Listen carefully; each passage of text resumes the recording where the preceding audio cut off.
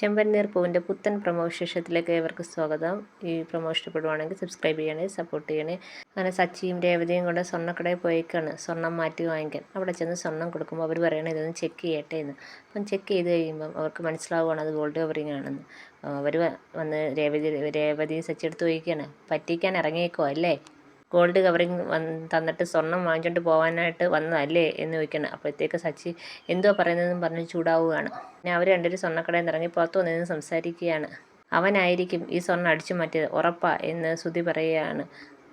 രേവതി പറയാൻ അതെങ്ങനെയാണ്, നമ്മൾ ഈ സ്വർണം കൊടുത്തിരുന്നത് അമ്മയുടെ കയ്യിലല്ലേ, പിന്നെ എങ്ങനെ അത് അദ്ദേഹം അടിച്ചു മാറ്റുന്നതെന്ന് ചോദിക്കുകയാണ്.